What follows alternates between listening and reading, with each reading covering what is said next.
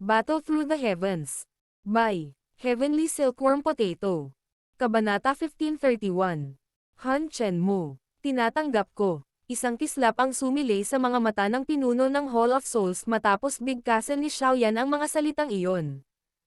Hindi niya ibinuka ang kanyang bibig, ngunit naramdaman ng lahat ang biglaang pagtaas ng presyon. Isang bagyo ang nalalapit. Panahon na para tapusin ang ating alitan. Ang maraming taon ng paghihintay ay sa wakas ay nagresulta sa ganitong sitwasyon. Gayunpaman, nanatiling mapayapa ang isip ni Xiaoyan. Dati siyang kabataan na nagsumikap ng husto sa pangwakas na layunin na talunin ang Mist Cloud Sect sa Jiama Empire, ngunit pagkatapos ay lumitaw ang Hall of Souls nang wala saan. Nahuli nila ang kanyang ama at sinira ang kanyang angkan. Halos tapusin na nila ang bloodline ng Shao Clan. Ang pagkamuhi na ito ay hindi kailanman maipagkasundo.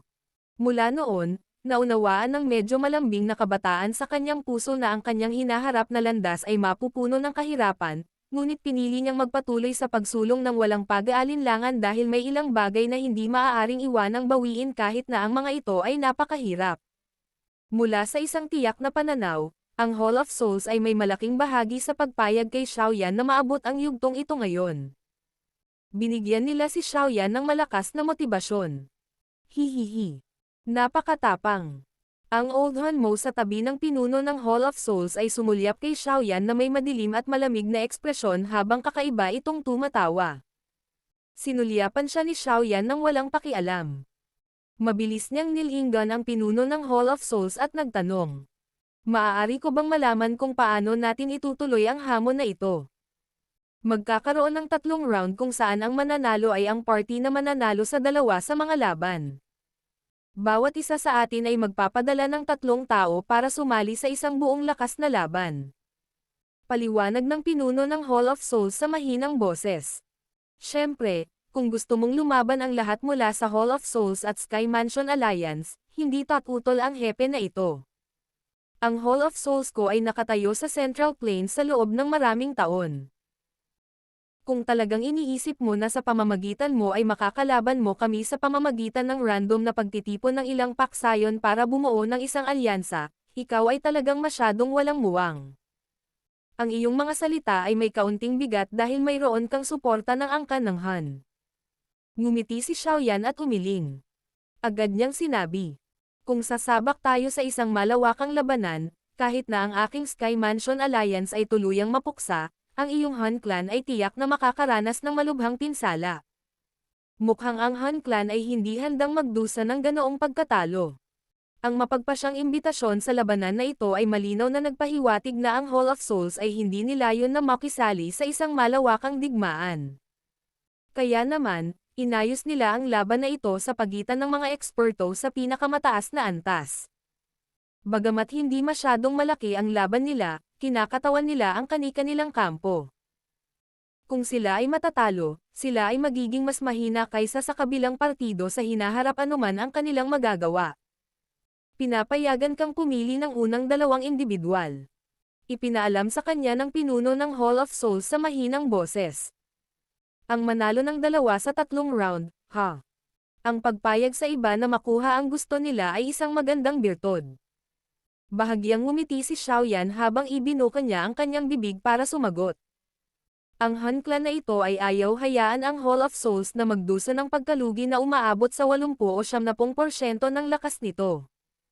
Ayaw din niyang tuluyang mawala ang Sky Mansion Alliance.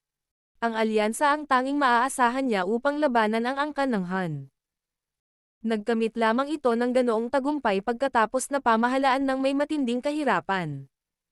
Paano siya basta na lang mawawala?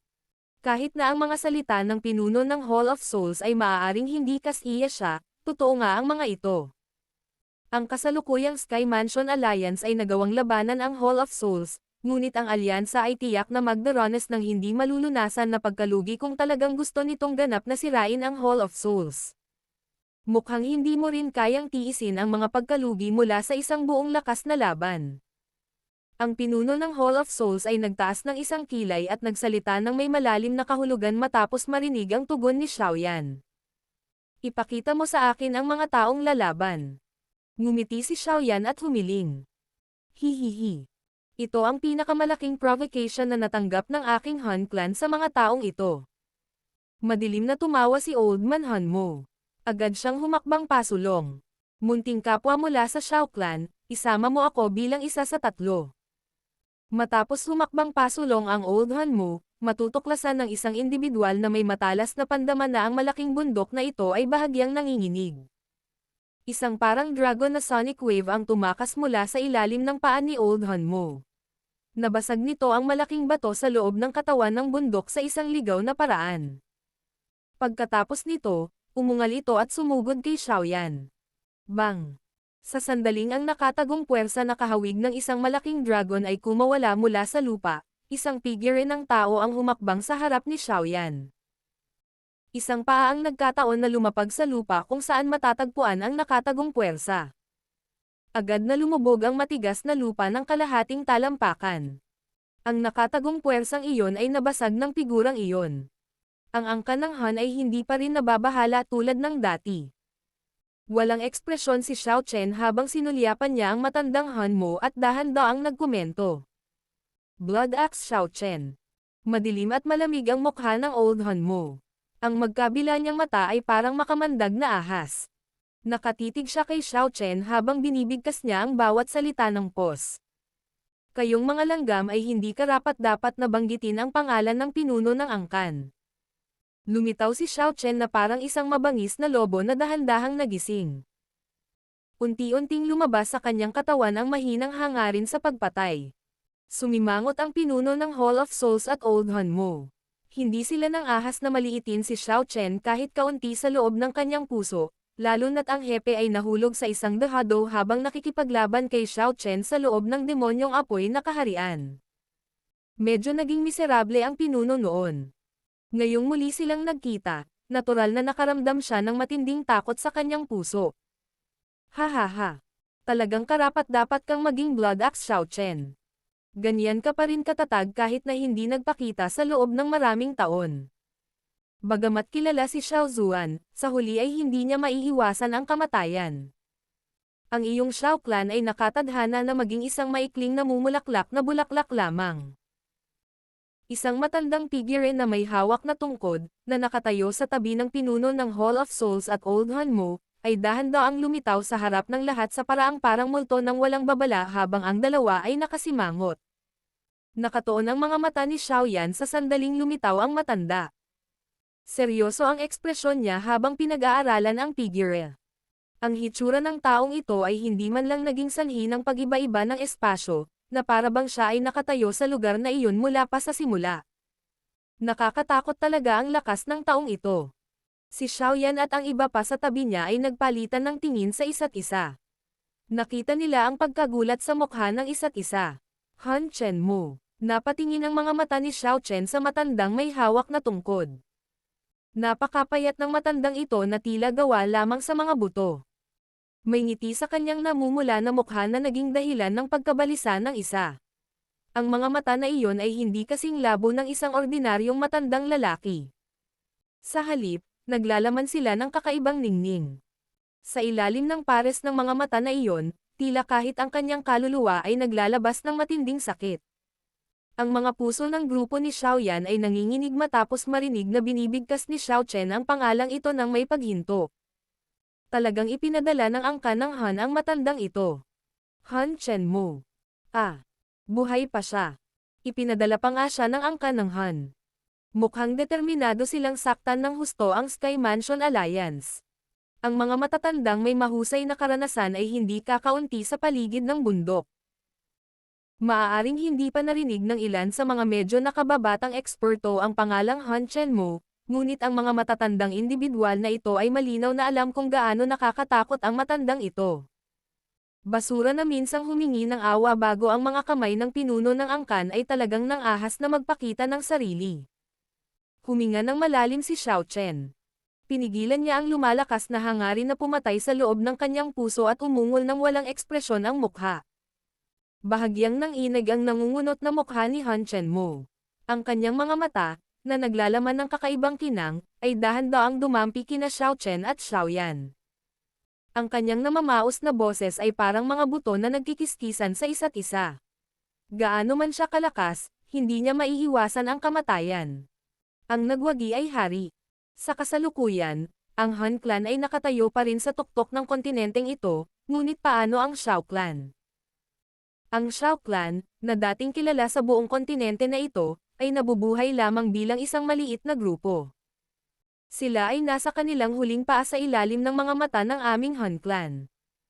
Bang! Isang madilim at mahigpit na ekspresyon ang bumungad sa mukha ni Xiao Chen.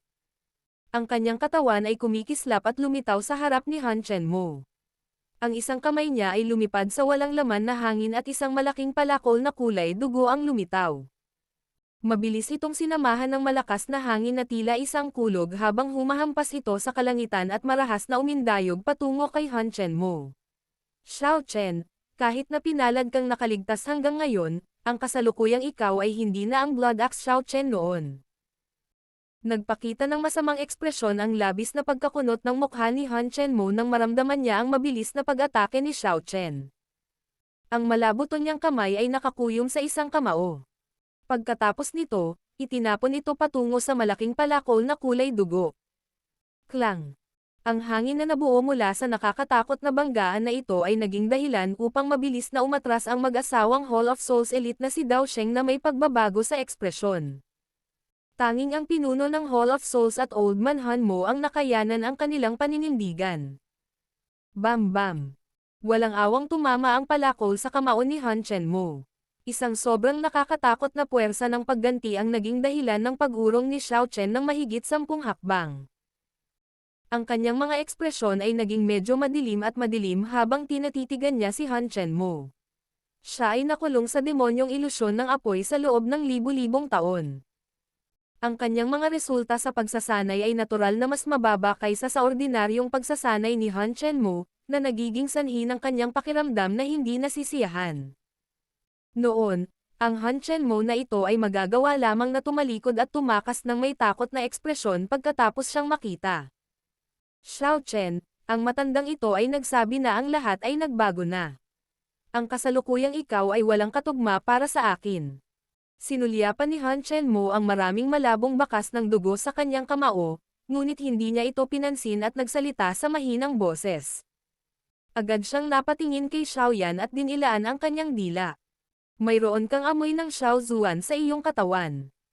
Mukhang nakuha mo na talaga ang kanyang mana sa Heavenly Tomb. Kalmado ang ekspresyon ni Xiaoyan.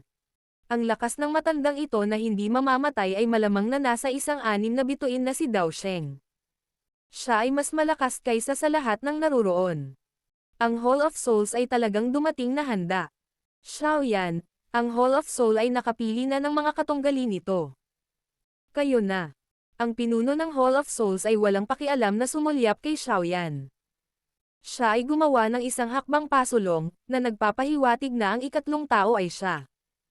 Isang lamig ang bumalot sa mga mata ni Xiaoyan matapos makita ang kanilang mga kalaban. Tila magiging matindi ang malaking labanan ngayon. Dapat niyang harapin ang pinuno ng Hall of Souls sa isa sa tatlong labanan. Ang matandang Han Mo ay ipapaubaya sa ninuno na si Xiao Chen, ngunit ang tanging malaking problema ay si Han Chenmo. Iwan mo ang matandang iyon na hindi mamamatay sa akin.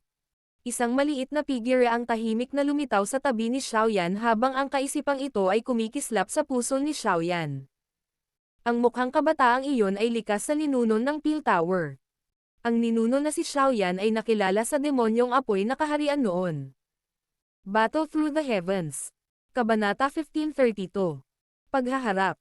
Ancestor. Ang First Elder mula sa Peel Tower sa gilid ay nagpakita ng masayang ekspresyon matapos mapansin ang berdeng nakadamit na kabataan sa tabi ni Xiaoyan.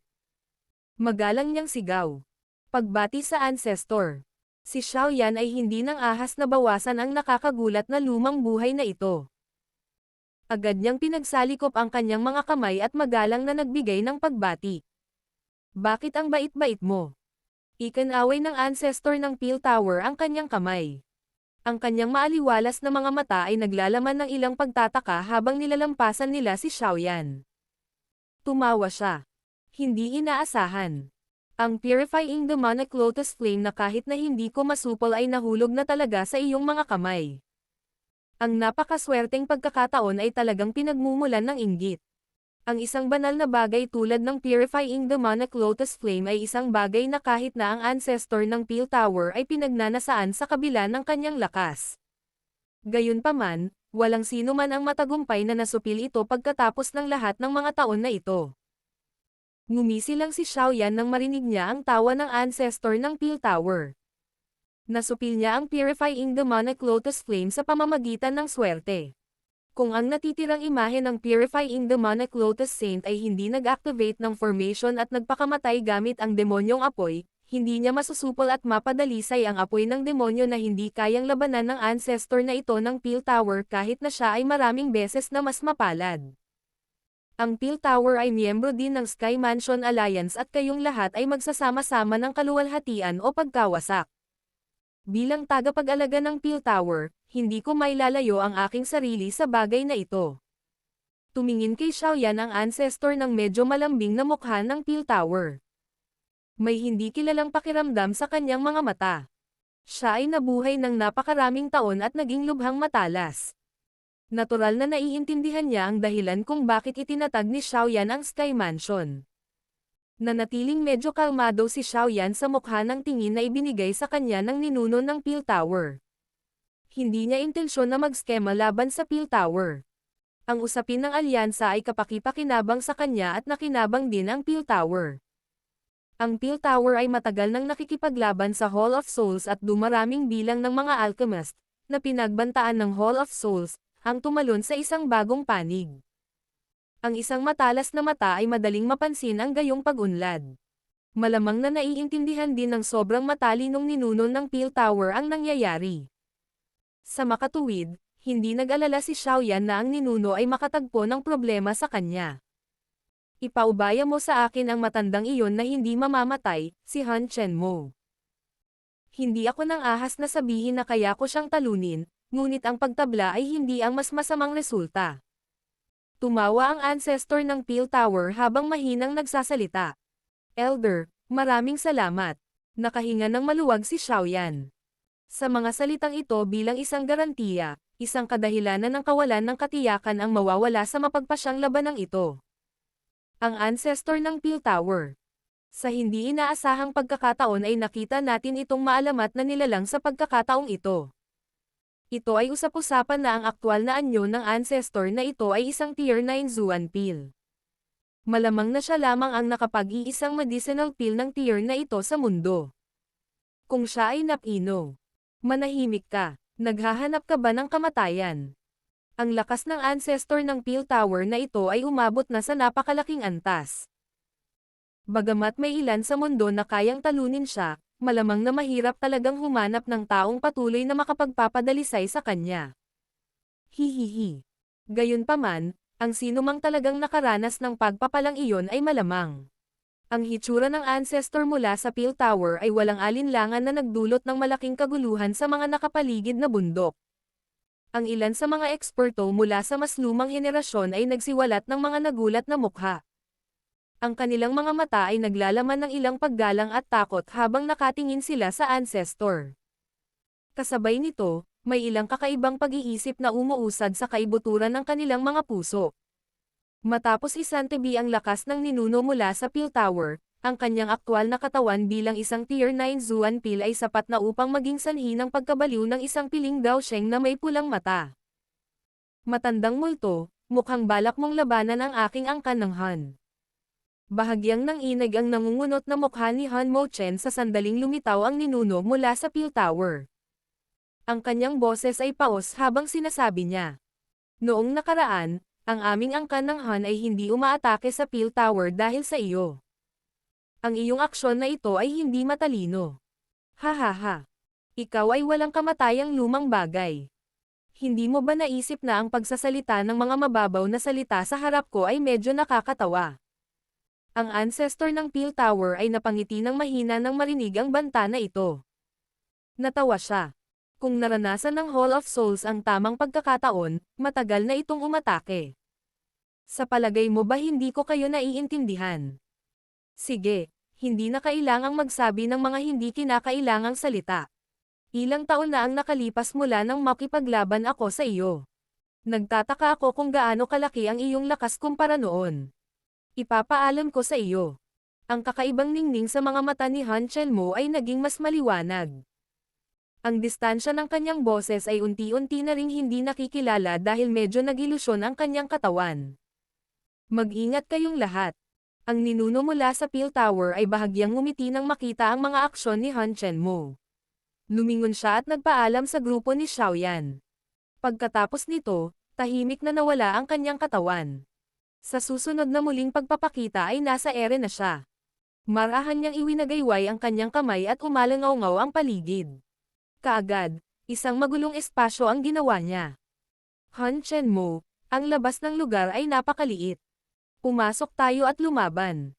Ang ancestor ng Peel Tower ay nakatayo sa harap ng pasukan sa spatial tunnel. Tumawa siya sa direksyon ni Han Chenmo sa ibaba.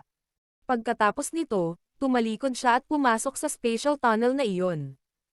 Matapos maabot ang kanilang antas, sila ay random na nakalikha ng isang kaharian upang labanan, ngunit ang nagmamadaling na buong espasyo ay hindi matatag. Ito ay kadalasang mawawala pagkatapos ng labanan. Sa tingin mo ba natatakot ako sa'yo? Malamig na tumawa si Han Chenmo nang makitang umalis ang ancestor. Gumalaw ang kanyang katawan at nakita ng lahat na pabago-bago ang espasyo sa hangin. Isang figure na sisingilan sa spatial tunnel na iyon na may bilis na parang kidlat. Di nagtagal pagkatapos nilang dalawa ang pumasok sa kaharian, ang kalawakan ay lumiwanag at naging malinaw. Ang paningin ng lahat ay nagawang tumagos sa transparent na espasyong ito at nakita ang dalawang figure na lumulutang sa loob ng magulong espasyo. Ang isa sa mga figure na ito ay ang ninuno ng Peel Tower at ang isa ay si Han Chenmo. Ang dalawang ito ay mga elite na 6-star Daosheng. Hahaha. Mukhang hindi ginawa ang paglalakbay na ito ng walang kabuluhan. Ang labanan sa antas na ito ay napakabihirang sa buong kontinente. Mabilis na nagkagulo ang buong bulubundukin habang ang dalawang individual ay sunod-sunod na umaakyat sa kaharian. Ito ang unang pagkakataon na masasaksihan ng karamihan sa mga taong naruroon ang paghaharap sa pagitan ng mga eksperto sa antas na ito. Buzz buzz. Ang ninuno mula sa Peel Tower at Han Chenmo ay hindi nagbitiw ng anumang bagay na hindi kailangan pagkatapos makapasok sa kaharian. Agad nilang sinimulan ang isang napakainit na labanan sa harap ng maraming nasasabik na mga mata. Kahit na nasa ibang larangan sila, kumalat pa rin ang ilang napakalaking alon ng enerhiya. Ang muffled sound ng chiming bell ay naging dahilan para maramdaman ng marami ang pagsikip ng kanilang dibdib. Sumiklab ang labanan na tila bilis ng kidlat. Ang nakakatakot na pag-atake ng enerhiya, na madaling sirain ang mundo, ay naging sanhi ng panginginig ng puso ng maraming tao. Ang lakas sa antas na iyon ay talagang masyadong kaakit-akit. Napatingin ang mga mata ni Xiao Chen sa kaharian na iyon pagkatapos na sumiklab ang labanan sa loob ng espasyong iyon. Pagkatapos nito, dahan-dahan siyang humakbang ng walang ekspresyon. Sumilip ang kanyang mga mata sa pagitan ng pinuno ng Hall of Souls at Old Hanmo. Bahagyang pumutok ang kanyang boses habang nagtanong. Sino ang susunod na susulong? Hindi malakas ang boses ni Xiao Chen. Gayunpaman, tila nagtataglay ito ng misteryosong lakas na maaaring maging sanhi ng panginginig ng kaluluwa ng isang tao. Maraming pares ng mga mata na nanunood ng laban sa nilikhang kaharian ang bumaril. Nagpalitan ng tingin ang pinuno ng Hall of Souls at Old Man Hanmo pagkatapos tumingin kay Xiao Chen. Nagpakita ang matandang Hanmo ng madilim na ekspresyon sa kanyang matandang mukha. Naglakad siya ng 2 hakbang pasulong sa harap ng lahat at sinabing, Blood Axe Xiao Chen, napakakilala mo noon. Gayunpaman, sa kasalukuyan ay medyo matanda ka na. Malalaman natin kung luma na ako pagkatapos ng palitan ng suntok. Ang ekspresyon ni Xiao Chen ay napakatigas pa rin, ngunit ang kanyang puso ay naging mas solemna. Hindi alintana kung gaano kakilakilabot ang mga salita ni Old Man Hanmo, talagang may dahilan sa likod nito. Kung nakapagsanay siya ng normal hanggang ngayon, hindi na niya kailangang mag-alala tungkol kay Han Chenmi, lalo na sa Old Man Hanmo. Bilang isang henyo ng Xiao Clan, napuno siya ng pagmamataas at kumpiyansa. Sa kasamaang palad, ang katotohanan ay sa huli ay malupit. Hindi naging madali para sa kanya na panatilihin ang kanyang buhay matapos na makulong sa loob ng ilusyon sa loob ng libu-libong taon. Ang pagtaas ng kanyang lakas ay napakabagal din, na nagpapahintulot sa kahit na si Old Man Hanmo, na mula sa nakababatang henerasyon ng Han Clan, na malampasan siya. Kakaibang tumawa ang Old Hanmo matapos marinig ang tugon na ito. Ang kanyang damit ay lumipad sa kawalan ng hangin bago siya huminto sa kalangitan. Isang malawak at makapangyarihang Daochi ang lumabas sa kanyang katawan sa lahat ng direksyon. Sa isang iglap, binura ng itim na fog ang malayong kalangitan. Ang liwanag sa buong hanay ng bundok ay naging mas dimmer. Gulp! Ang nakakatakot na Daochi pressure mula kay Old Man Hanmo, ay naging sanhi ng paglunok ng laway sa paligid ng bulubundukin. Maraming nagulat na mga mata ang damapo kay Old Man Hanmo. Bagamat ang labanan sa loob ng nilikhang kaharian ay mas nakakatakot, nahiwalay ito sa lahat ng naruroon. Ang pagkabigla mula sa ibang labanang iyon ay hindi maihahambing sa direktang pagsaksi sa gayong Daochi. Advanced 5-star Daosheng. Marami talagang eksperto sa loob ng Han Clan. Ang ilan sa mga Grand Elder sa loob ng sekta ay tahimik na bumantong hininga sa sandaling ito. Naiinggit sila sa makapangyarihang pundasyon ng Han Clans. Ang Xiao Chen na iyon ay usap-usapan na mula sa angkan ng Xiao, ngunit sa hitsura nito, medyo mahirap para sa kanya na talunin ang Old Hanmo. Ito ay talagang magiging isang matinding labanan. Ang mga pag-uusap na kumalat sa lahat ng direksyon ay hindi naging sanhi ng kahit katiting na pagbabago-bago na lumitaw sa mga mata ni Xiao Chen. Sa sandaling ito, ang kanyang mga mata ay nakatuon lamang sa figurang iyon sa ibaba ng malawak na itim na ulap sa kalangitan. Tinitigan niya ang matandang Hanmo habang unti-unting napupuno ng init ang kanyang mga mata. Ang mga humahamon sa kapangyarihan ng angkan ng Xiao ay mamamatay. Dahan-daang kinuyam ni Xiao Chen ang kanyang kamay at biglang lumitaw ang 100 talampakang laking basa ng dugo. Unti-unti ring nilalamon ng matangkad na pulang kulay ang kanyang mga mata sa sandaling ito. Isang mahinang dagandong na kabilang sa angkan ng Xiao mula sa nakaraang panahon ay tumagos sa nakabaon na kasaysayan at umalangaw sa libu-libong taon sa paraang kumukulo ng dugo. Battle Through the Heavens. Kabanata 1533. Draw. Isang mahina at malalim na dagandong ang ibinuga mula sa bibig ni Xiao Chen, na naging sanhi ng panginginig ng puso ni Xiao Yan sa sandaling ito. Isang kakaibang pakiramdam na nagmula sa kaibuturan ng kanyang bloodline ay unti-unting kumalat sa bawat parte ng kanyang katawan. Ang pakiramdam na iyon ay naging sanhi ng panginginig ng kanyang kaluluwa. Ang pakiramdam na iyon ay isang lumang pagmamataas. Ito ay isang pagmamalaki na nagmula sa isang angkan na dating nakatayo sa tuktok ng kontinente. Kahit na tinanggihan na ang angkan, ang pagmamataas na iyon ay nakabaon pa rin sa loob ng kanyang bloodline. Walang nang-ahas na hamanin ang lakas ng angkan ng Xiao sa kasukdulan nito. Maging ang angkan ng Han ay tahimik lamang na nakapagtago na parang makamandag na ahas.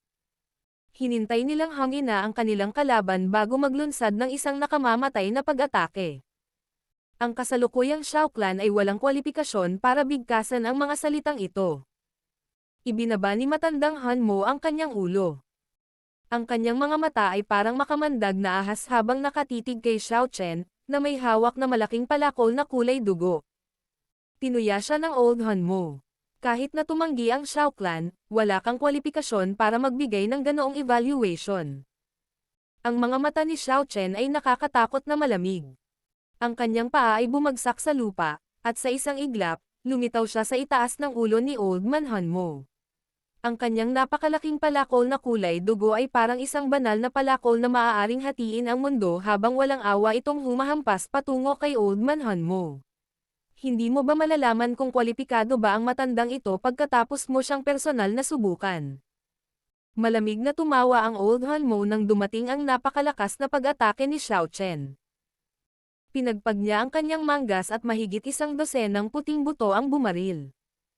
Ang itim na fog ay tumalsik at mabilis na nakabuo ng puting sapot ng gagamba sa kanyang harapan. Hinayaan niya ang malaking palakol na magpatuloy pababa ng hindi nababagabag. Hihihi. Ang malakas na nakapaloob sa napakalaking palakol ay mabilis na naalis nang tumama ito sa sapot. Bumagal ang bilis ng paglapag ng malaking palakol. Tila nahulog ito sa isang choirmer. Sa huli, huminto lamang ito ng kalahating talampakan mula sa Old Hanmo. Ang Blood Axe Xiao Chen ay napakahusay. Ganun ba? Isang pulang liwanag ang sumilay sa mga mata ni Xiao Chen nang marinig ito. Isang bakas ng dugo ang biglang lumitaw habang ang malaking palakol na iyon ay muling ibinaba pababa. Ang parang sutla na sapot ng buto ay madaling naputol, at ang palakol ay nagpatuloy patungo sa lalamunan ni Old Hanmo. Ang biglaang hindi inaasahang pagbabagong ito ay naging sanhi ng bahagyang pagkagulat ni Old Hanmo, ngunit hindi siya nataranta. Ang kanyang parang buto na kamay ay gumawa ng kakaibang arko bago marahang idiniin ang palakol. Pagkatapos nito, bigla niya itong hinampas gamit ang kanyang kamay. Isang malakas na tunog ang naririnig ng isa. Ang napakalaking palakol na kulay dugo ay talagang pinalayas. Pinutol ng palakol at tinanggal lamang ang isang lock ng buhok ni Old Hanmo. Ang Old Hanmo ay natalo sa unang palitan na ito dahil sa pagiging mayabang. Medyo naging madilim at malamig ang ekspresyon niya. Ang mga sil na nabuo ng kanyang mga kamay ay biglang nagbago habang ang madilim na ulap sa itaas niya, na nagpawi ng araw, ay biglang nagbuga ng hindi mabilang na matalas na kahabag-habag na hiyawan. Maaari pang ang makita ng isa ang hindi maisip na bilang ng mga figurine na nakikipagpunyagi sa loob ng madilim na ulap. Sky Demon Blood Insect, kumagat ka. Ang itim na ulap na iyon sa kalangitan ay biglang kumulo matapos ang madilim at malamig na sigaw ng Old Hanmo. Ilang sandali pa, isang mabangis na aura na hindi pag-aari ng isang tao ang biglang lumundag mula sa madilim na ulap. Isang madugong liwanag ang tumagos sa madilim na ulap na parang kidlat sa harap ng toneladang pares ng nabiglaang mga mata. Mabilis itong sumugod kay Xiao Chen sa bilis na hindi makariyak. Ground-splitting hack. Ang napakalaking palakol na nababad sa dugo sa kamay ni Xiao Chen ay mabangis na sumayaw na parang windmill habang pinapanood niya ang madugong liwanag na mabilis na lumaki sa kanyang harapan. Ang palakol ay huminto at ang isang 10,000 talampakan malaking gagawang kinang ay sumabog mula sa palakol. Sinabayan pa ito ng mga alon na malalalim na sonic booms habang marahas itong bumangga sa dugong kumikinang na parang kidlat na bilis. Splatter! Ang madugong liwanag na iyon ay lumipad ng 10,000 talampakan pabalik pagkatapos ng walang awa na hampasin ng 10,000 talampakan na malaking gagawang kinang na iyon. Isang matalim na kakaibang sigaw ang lumitaw habang ang ilang bundok ay naging alikabok. Bagamat nakaranas ito ng matinding suntok, napakalakas ng life force ng Bloodlight. Muli na naman itong sumugod matapos lamang magpakatatag ng katawan. Sa pagkakataong ito, ang bilis nito ay mas mabagal. Malinaw na nakikita ng maraming tao ang hitsura nito. Ang tunog mula sa paglanghap ng malamig na hangin ay patuloy na lumilitaw. Ang ilaw ng dugo na iyon ay isang bagay na parang palaka. Gayunpaman, ito ay ganap na madilim na pula sa kulay. Mayroong hindi mabilang na bilang ng mga nakausling kumpol ng laman sa katawan nito. Kung susuriin ito ng mabuti, mapapansin na ang mga kumpol ng laman ay nagtataglay ng maraming mabangis na mukha ng tao. Ito talaga ang Soul Cursed Toad. Ang Old Hanmo na ito ay talagang walang awa. Sinabi ni Yao Lao ang mabangis at nakakatakot na blood toad na ito mula sa di kalayuan at nagsalita na may medyo pangit na ekspresyon. Napakunot ng noo si Xiaoyan. Narinig na niya ang Soul Cursed Toad na ito. Napag-usapan na ito ay nabuo sa pamamagitan ng pagtitipon ng maraming kaluluwa ng magkasama bago pilitin ang lahat ng mga kaluluwa na pumatay sa isa't isa. Pagkatapos nito, ang ilan pang mga sangkap ay kukunin at ang Soul Cursed Toad ay napino. Ang bagay na ito ay katulad ng isang papay, ngunit dahil sa puwersahang nabuo sa pamamagitan ng pagtitipon ng maraming kaluluwa, nauwi rin ito sa pagkakaroon ng katalinuhan. Gayunpaman, ang katalinuhan na ito ay sinamahan ng isang marahas na kalikasan. Kapag ang bagay na ito ay inilabas, ito ay magpapatuloy sa isang ligaw na pagpatay. Sa huli, sasalakayin pa nito ang may-ari nito. Karaniwan, tanging isang napakawalang awa na tao lamang ang magpapadalisay nito. Hindi mabilang na pares ng mga mata ang nakatingin sa dugong palaka mula sa paligid ng bulubundukin. Ang puot at takot, na hindi may tatago, ay hindi sinasadyang lumitaw sa kanilang mga mata. Maliwanag, Maraming tao ang nakarinig tungkol sa mabangis na reputasyon ng Soul Cursed Toad. Pumunta ka. Hindi pinansin ni Old Hanmo ang mga titig na ito. Bumungad sa kanyang mukha ang isang seryosong ekspresyon. Itinuro ng kanyang daliri si Xiao Chen, na nasa di kalayuan. Ang Soul Cursed Toad na iyon ay muling bumaril pagkatapos makuha ang mga utos nito. Ang Old Hanmo, sa kabilang banda, ay patuloy na naglunsad ng mga palihim na pag-atake habang pinipigilan ng Soul Cursed Toad si Xiao Chen. Ang bawat sneak attack ay walang awa at pinuntirya ang mga fatal spot ni Xiao Chen. Balak ng Old Hanmo na patayin ang Xiao Chen. Nahaharap sa pinagsamang pag-atake ng tao at palaka, walang pagpipilian si Xiao Chen kundi lumipat mula sa opensa patungo sa depensa. Malabo pa nga siyang mukhang dehado. Mukhang medyo masama ang sitwasyon. Si Yao Lao at ang iba ay sumimangot at mahinang nagkomento pagkatapos makita ang eksenang ito. Sa kabilang banda, ang mga mula sa Hall of Souls ay nagpakita ng ilang masasayang mukha. Nakatutok ang mga mata ni Xiao Yan kay Xiao Chen. Maaaring napigilan si Xiao Chen sa lahat ng paraan, ngunit hindi gaanong nagbago ang kanyang ekspresyon. Tahimik na nakahinga ng maluwag si Xiao Yan nang mapansin ito. Bagamat ang ninuno na si Xiao Chen ay tila mas mahina ng kaunti kaysa kay Old Man Hanmo, isa pa rin siyang top-tier na tao. Ang maraming karanasang naipon niya ay hindi mga bagay na maaaring pantayan ni Old Man Hanmo. Nagtataka ako kung ano ang sitwasyon sa kaharian na iyon. Lumingon ang ulo ni Xiao Yan sa kaharian, na itinayo kanina. Ang labanan sa loob ay unti-unting naging sobrang init. Kahit na nasa ibang kaharian sila, naramdaman pa rin ni Xiao Yan ang mapangwasak na puwersa na sumasabog sa loob nito, ngunit sa kasalukuyan ay imposibleng malinaw na obserbahan ang sitwasyon ng labanan sa loob ng isang mata lang. Kaya naman, hindi niya maaninag ang sitwasyon sa loob. Kasalukuyang nagpapatuloy ang 2 sa 3 labanan, ngunit hindi umatake ang pinuno ng Hall of Souls. Malamang na balak niyang hintayin na matapos ang 2 laban bago magdesisyon. Ang kaisipang ito ay nananatili sa puso ni Xiao Yan. Kung parehong nanalo sina Old Man Hanmo at Han Chenmo, nanalo sana ang Hall of Souls ng 2 sa 3 round. Pagkatapos, hindi na kailangang magpatuloy sa huling laban.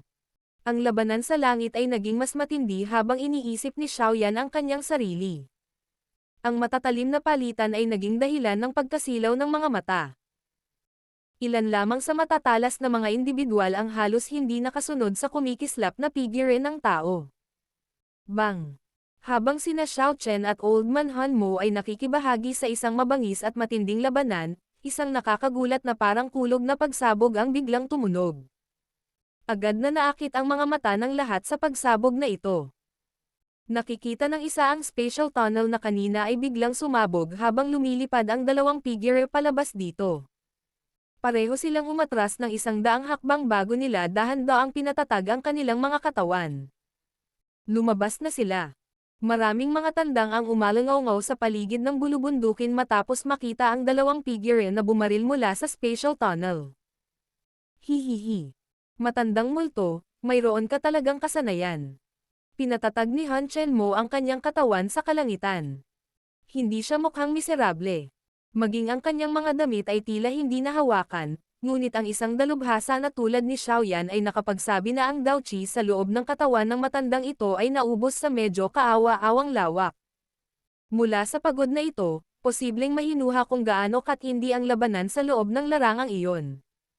Ang ninuno mula sa Peel Tower sa di kalayuan ay ngumiti lamang ngunit hindi nagsalita. Elder Chenmo, ano ang resulta? Elder, ano ang resulta?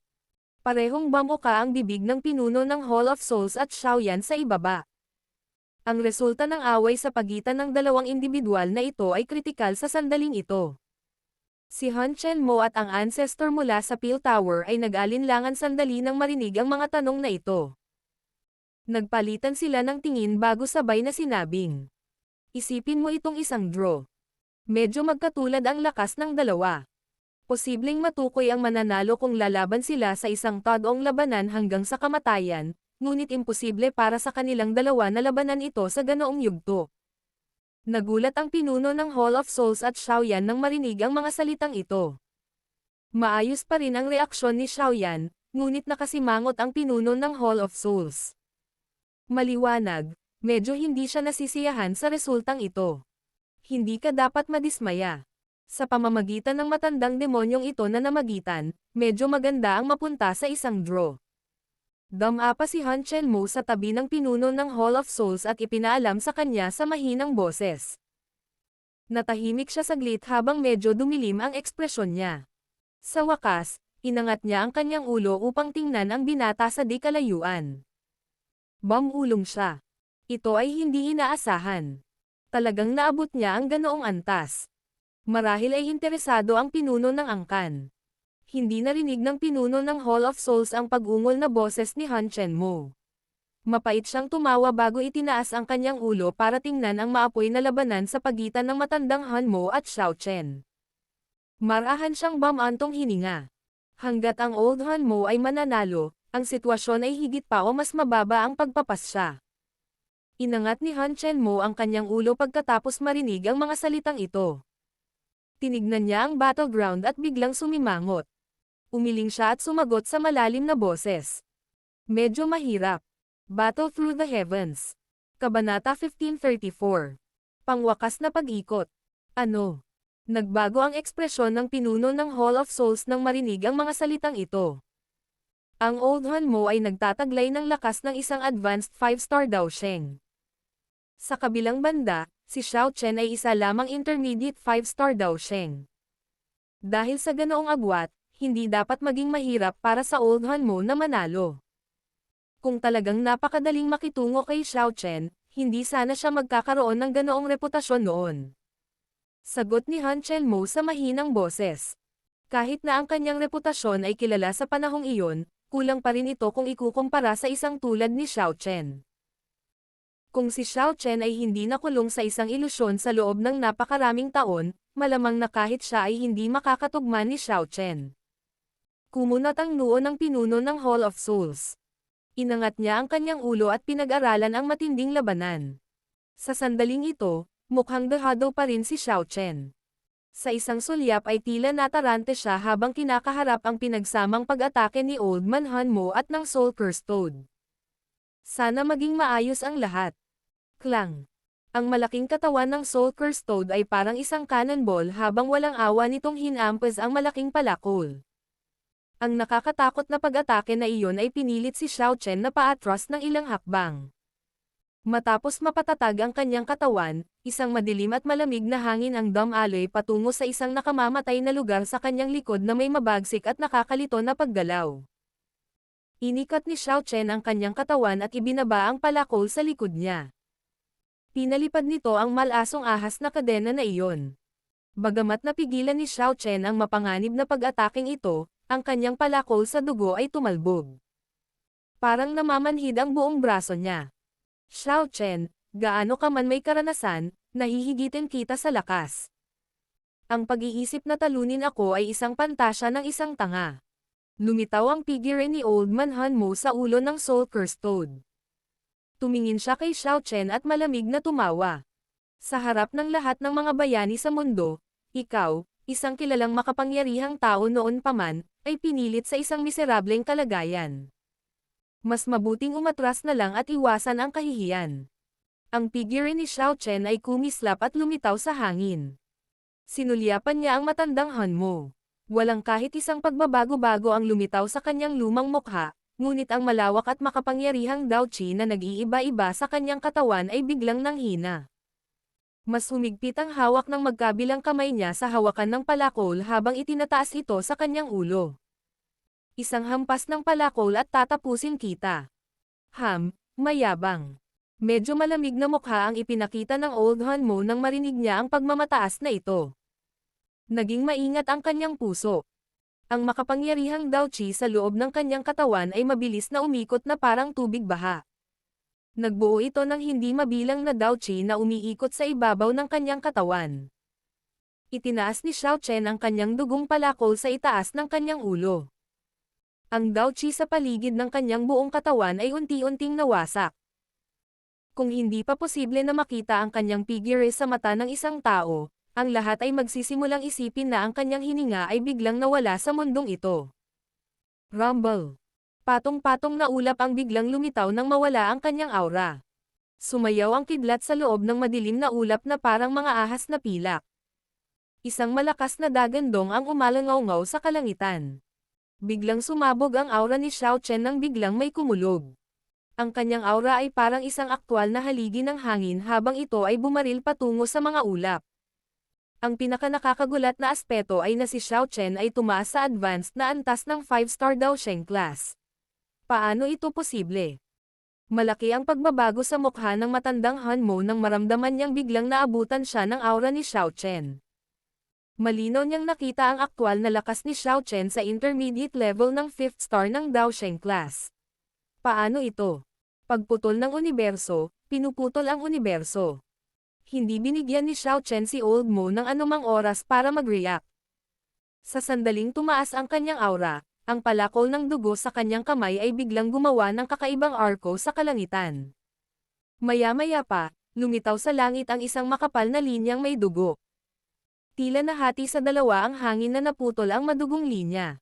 Dumagundong ang kidlat habang umaalingaw-ngaw ang isang madugong aura sa kalangitan habang umiikot ang isang nakamamatay na pagnanasa. Swish! Naramdaman ng Old Han Mo na nanlamig ang kanyang mga paa habang nakaharap sa kakaibang linyang duguan, na mabilis na lumaki sa kanyang mga mata. Isang aura ng kamatayan ang tahimik na bumangon mula sa kaibuturan ng kanyang puso, ngunit maswerte na siya ay hindi isang ordinaryong tao. Mabilis niyang pinigilan ang gulat sa kanyang puso. Sabay na bumangon ang kabangisan sa kanyang nangungunot na mukha. Kung hindi niya ipagsapalaran ang lahat sa sandaling ito, tiyak na mahihirapan siyang takasan ang kamatayan. Dev or Curse Insect. Idiniin ng kamay ni Old Han Mo ang ulo ng Soul Curse Toad sa harap ng hindi mabilang na pares ng mga mata. Ang Soul Curse Toad ay agad na nagbuga ng isang matalim na sigaw habang ang isang pag-ilaw ng dugo ay sumabog. Lahat ay nanonood habang ang napakalaking katawan ng Soul Curse Toad ay natunaw sa bilis na nakikita ng mata. Sa wakas, ito ay naging isang pool ng malapot na dugo na nilulun sa tiyan ni Old Man Han Mo.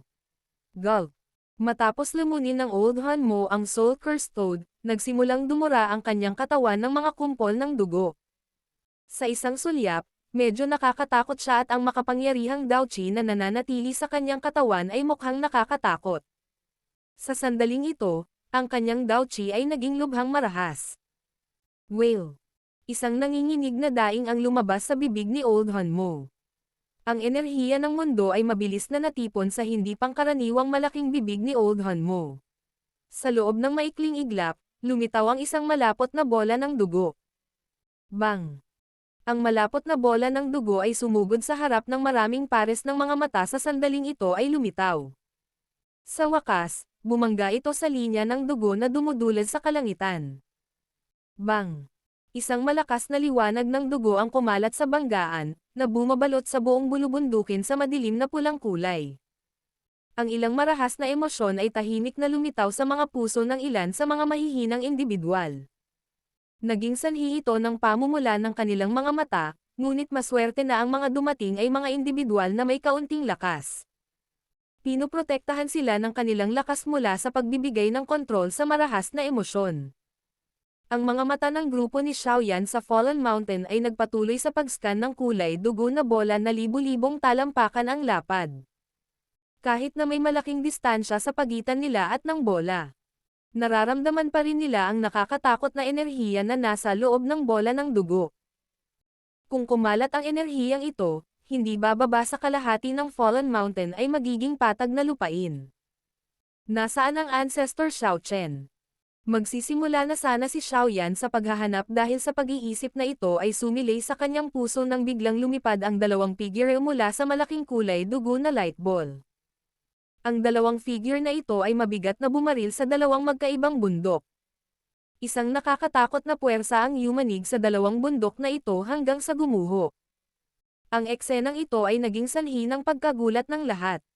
Kakalabas pa lang nila ng isang tandang nang biglang lumipad ang dalawang figure. Ang kanilang mga katawan na nababalot ng dugo ay tila miserable. Ancestor Xiao Chen. Elder Han Mo. Nagulat ang magkabilang panig matapos makita ang kaawa-awang pagpapakita ng dalawang individual na ito. Maliwanag, Walang sino mang umasa na lalaban sila sa gayong kalupitan.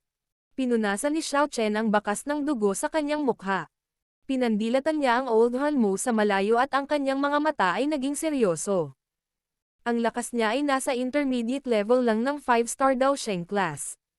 Hindi niya nagawang ilabas ang pag-atake na iyon mula kanina, na maaaring tumugma sa isang advanced 5-star Dao Sheng.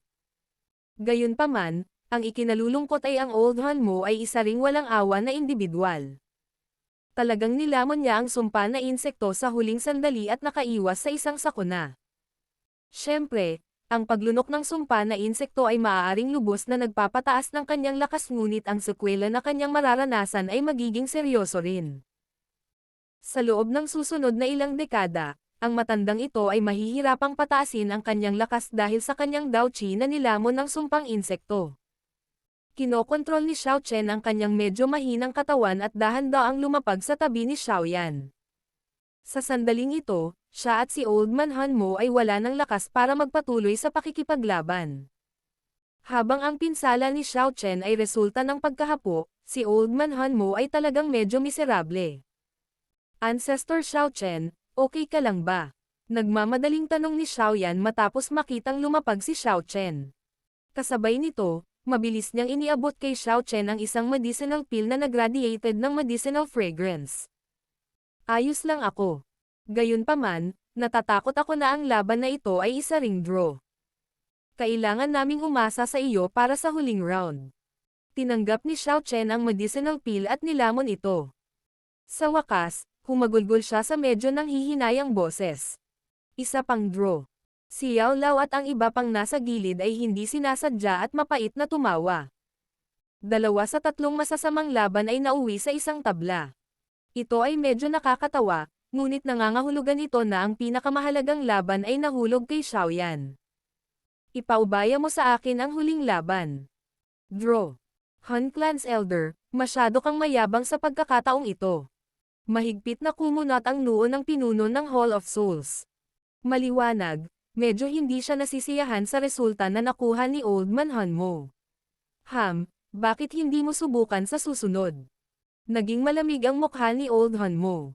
Puno ng galit ang kanyang puso sa mga sandaling ito. Hindi lamang siya nabigo na manalo, natalo pa niya ang Soul Curse Toad. Bukod dito, ang mga sugat sa loob ng kanyang katawan ay nagbibigay sa kanya ng matinding sakit ng ulo. Sinabi ko na sa inyo na makipag-away sa Sky Mansion Alliance, ngunit iginiit ninyong lahat ito sa anumang labanan sa itaas na antas. Ngayon, nakagat ka na ng higit sa kaya mong nguya. Kung matalo ka sa huling laban. Talagang magkakaroon ng magandang palabas pagdating ng panahon. Galit na sumigaw ang Old Hanmo. Ang pagkakaroon ng Hall of Souls ay napakahalaga sa ating Han Clan. Hindi ngayon ang oras para makipagbanggaan sa iba. Kung gusto mo talaga ng buong lakas na labanan, natural na magagawa mong labanan ang lahat ng gusto mo pagkatapos makumplito ang plano natin sa hinaharap.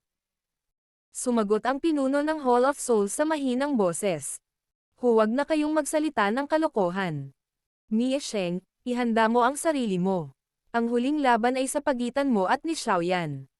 Ang mga mata ni Hanmo Chen ay sumulyap sa malayong Xiaoyan habang sinasabi niya. Ang laban ninyong dalawa ang magtatakda ng mananalo sa pagkakataong ito.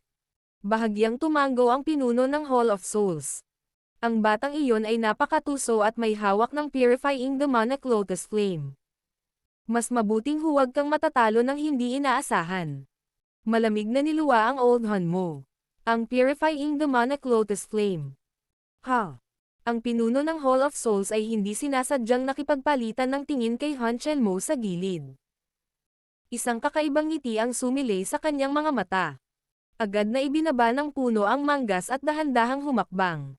Nais ng pinunong ito na maranasan kung gaano kalakas ang Purifying Demonic Lotus Flame sa kanyang mga kamay. Battle Through the Heavens. Kabanata 1535. Xiaoyan laban sa Hall of Soul Chief. Ang maraming pares ng mga mata sa paligid ng bulubundukin ay nagbuga ng swoosh sound nang maabutan nila ang pinuno ng Hall of Souls na pasulong. Ang mabangis na pangalan na minsang nakuha ng pinuno ng Hall of Souls sa loob ng Central Plains ay umabot sa isang yugto kung saan ang isa ay nanginginig sa takot nang marinig ito. Bagamat unti-unti siyang naglaho sa paningin ng isa dahil sa kanyang matagal na pag-atres, ang kanyang mabangis na reputasyon ay hindi nawala kahit na matapos ang mahabang panahon. Kung nais ng isa na ay ranggo ang mga nangungunang individual sa loob ng Central Plains, ang pinuno ng Hall of Souls, si Han Miesheng, ang uupo sa pinakamataas na upuan. 2 tabla sa 3 laban. Ito ay medyo nagulat sa pinunong ito, ngunit hindi nito mababago ang huling resulta. Ang pinuno ng Hall of Souls ay 1,000 talampakan mula kay Xiaoyan nang sa wakas ay huminto siya. Inangat niya ang kanyang ulo at tumingin kay Xiaoyan. Isang malabong ngiti ang sumilay sa kanyang mukha. Kalmado ang kanyang aura habang nagsasalita. Hindi nagbago ang ekspresyon niya dahil sa sitwasyon ngayon. Nakipagpalitan ng tingin si Xiaoyan sa pinuno ng Hall of Souls. Isang nakatagong daloy ang dumagsa at ang temperatura ng hangin ay tila tumaas sa sandaling ito. Dapat tayong mag-iwan ng puwang upang umatras kapag gumagawa ng anumang bagay. Minsan, hindi tayo dapat maging labis na kumpiyansa kapag nagsasalita. Dapat pangalagaan ng punong hall ang kanyang sarili. Mahinang sagot ni Xiaoyan. Hahaha. Ang Hall of Souls ay hindi nag-iiwan ng buhay ng sinuman kapag gumagawa ng mga bagay. Ang ganitong paraan ng pagsasalita ay para lamang sa mga pangkaraniwan na individual. Kung ang isa ay nag-aalala tungkol sa lahat ng ito kapag sinusubukang makamit ang malalaking bagay, ang isa ay medyo maliit. Ang pinuno ng Hall of Souls ay malakas na tumawa habang siya ay nagbibiro. Nakaramdam ng kaunting pananabik ang lahat sa kanilang mga puso matapos marinig ang verbal sparring na ito. Ang laban na ito ang pinakamahalaga ngayon. Ang isang partido ay ang pinuno ng Hall of Souls, at mula sa isang tiyak na pananaw, si Xiaoyan ay maaaring ituring na pinuno ng Sky Mansion Alliance. Ang labanan sa pagitan nilang dalawa ang nagtatakda ng mananalo at matatalo sa labanang ito. Pinagalitan ako ng angkan dahil sa iyo. Noon, nag-utos ako na magpadala ng mga tao sa Jiama Empire para hulihin si Xiaozan. Ang naisip ko ay dapat nating paksain ang lahat kapag gagawa ng pag-atake, ngunit ang hepe na ito ay nagsagawa ng pag-atres upang magsanay kapag inilabas ang utos. Ang ilan sa aking mga nasasakupan ay medyo tamad at nahuli lamang si Xiaozan mula nang ikaw ay unang tumakas pagkatapos ng insidenteng iyon.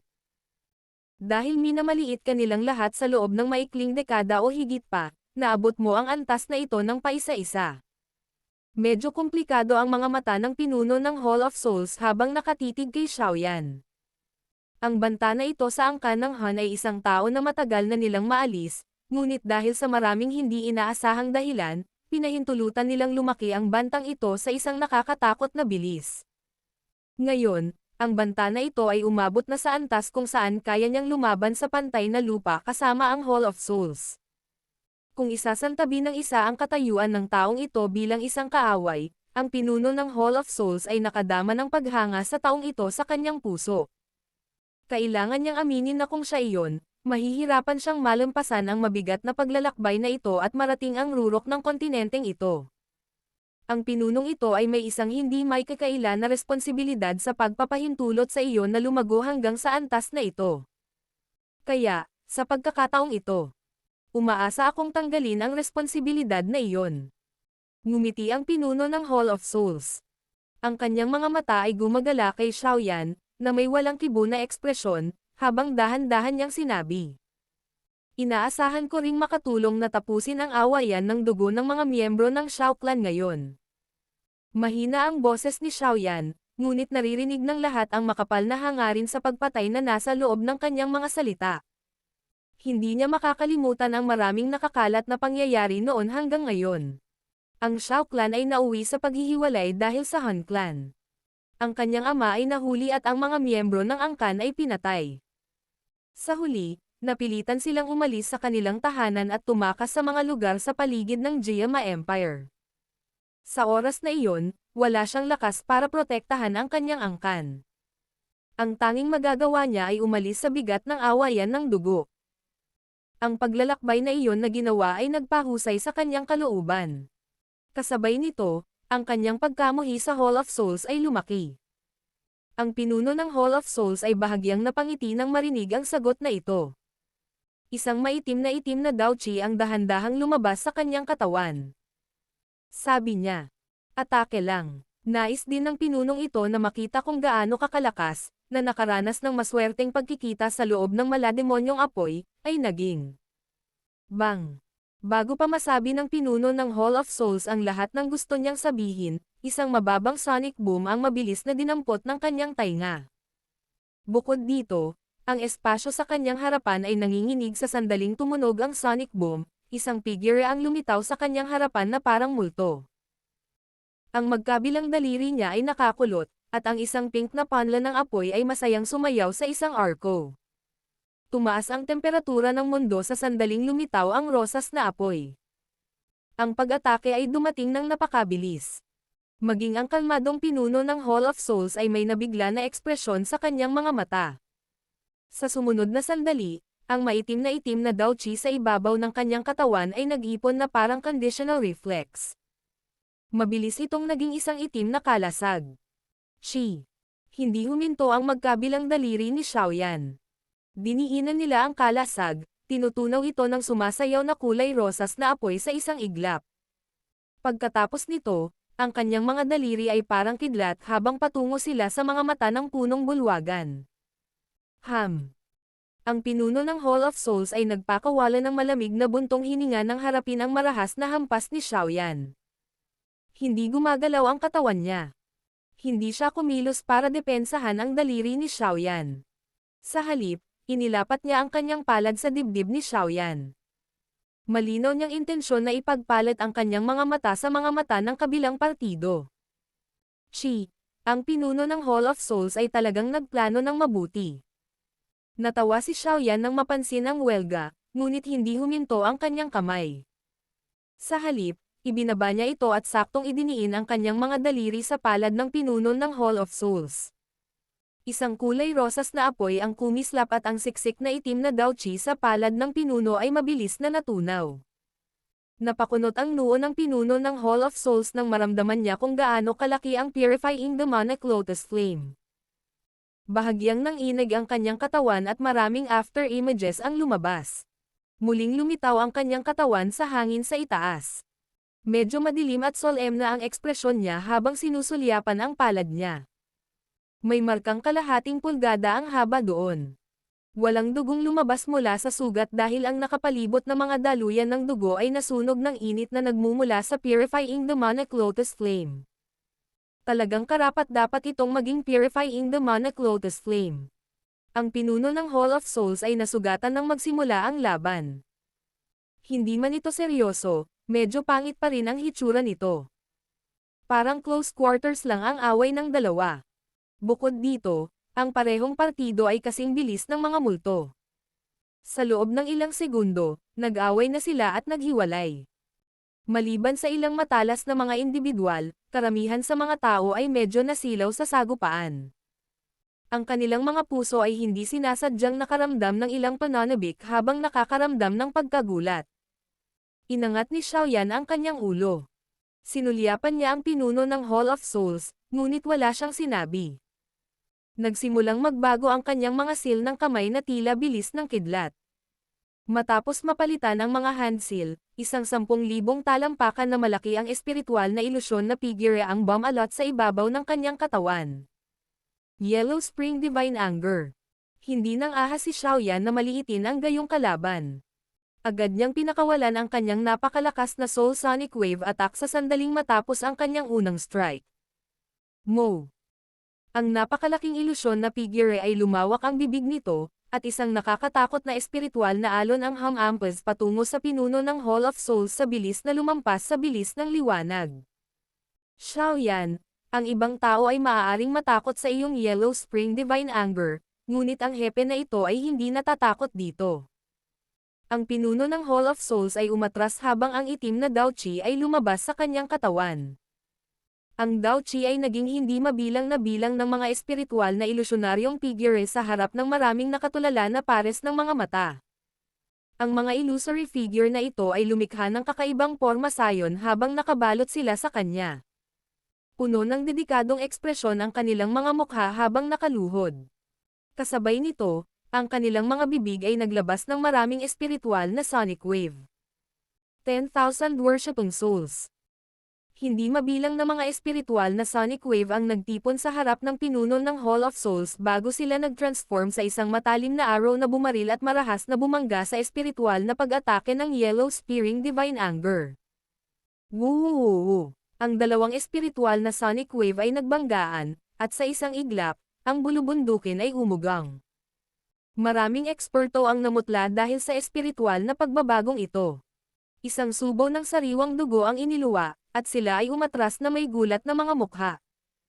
Ang lakas lang ng sonic wave ay naging ganap silang vulnerable. Nagsalpukan ang mga sonic wave at kumalat sa kalangitan. Sunod-sunod na sumabog ang mga ilusyon na espiritong nakapalibot sa pinuno ng Hall of Souls. Sa wakas, lahat sila ay sumabog hanggang sa walang natira, ang kanyang katawan ay tila hindi nagdusa ng labis na pinsala dahil ito ay protektado. Napasimangot si Xiaoyan nang makitang hindi gaanong nagagawa ang kanyang pag-atake. Iyon ang unang pagkakataon na nasaksihan niya ang isang espiritual na pag-atake ng alon na maaaring tumugma sa Yellow Spring Divine Anger. Ang pinunong ito ng Hall of Souls ay talagang may kaalaman. Bukod dito, ang kaluluwa ng pinuno ng bulwagan ay nasa perfect heavenly state din, katumbas ng soul state ni Xiaoyan. Pagkatapos ng palitan na ito, natuklasan ni Xiaoyan na ang lakas ng pinuno ng Hall of Souls ay aktwal na umabot sa intermediate level ng 5 ng Star Dao Sheng class. Sa madaling salita, bumuti ang kanyang lakas sa loob ng 2 taon na ito.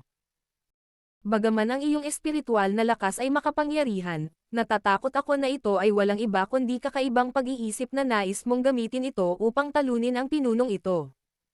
Ang pinuno ng Hall of Souls ay random na sinira ang huling pag-atake ng Sonic Wave bago siya nagsalita. Sinulyapan ni Xiaoyan ang pinuno ng Hall of Souls ngunit hindi tumugon. Ibinuka niya ang kanyang bibig at isang pink na apoy ang iniluwa. Kasunod ng paglitaw ng kulay rosas na apoy na ito, ang mga puno sa paligid ng bundok ay nagbuga ng puffs at nagliyab sa sarili sa harap ng maraming nagulat na mga mata. Pagkatapos nito, naging abo ang mga ito habang umaalab ang mabangis na apoy. Naningkit ang mga mata ng pinuno ng Hall of Souls nang makita niya ang kulay rosas na apoy na lumutang sa itaas ng ulo ni Xiaoyan. Ang kanyang mukha sa wakas ay nagpakita ng isang napakaseryosong ekspresyon. Kung ang nakakatakot na heavenly flame na tulad nitong purifying demonic lotus flame ay sumalakay sa kanyang katawan, kahit na siya ay makakatanggap kaagad ng malubhang pinsala. Ang heavenly flame na pumangatlo sa heavenly flame ranking ay hindi lamang apoy na maaaring pag-usapan ng iba. Ito ang aking unang pagkakataon na gumamit ng purifying demonic lotus flame upang labanan ang isang kalaban. Sana, hindi mo ako biguan. Inangat ni Xiaoyan ang kanyang ulo, tumingin sa mukhang libingan na pinuno ng Hall of Souls, at nagsalita ng nakangiti. Bagaman makapangyarihan ang Demon Flame, kailangan lang tingnan kung sino ang kumokontrol dito. Ang pinuno ng Hall of Souls ay nagsalita sa mahinang boses. Pinagmasdan niya si Xiaoyan at ang kumpol ng pink na apoy. Ang tipak ng isang napakalamlam na itim na apoy ay biglang kumislap sa kaibuturan ng kanyang mga mata. Ito ay malinaw na lumitaw na lubhang hindi pangkaraniwan. Bukod dito, ang purifying demonic lotus flame ay maaaring malakas, ngunit, hihihi. Pinaikit ni Xiaoyan ang kanyang mga mata. Malabo niyang natukoy ang kakaibang pagbabago bago na ibinubuga mula sa loob ng katawan ni Little Yi. Sa loob ng katawan ng hepe na ito. Parang may naroroon.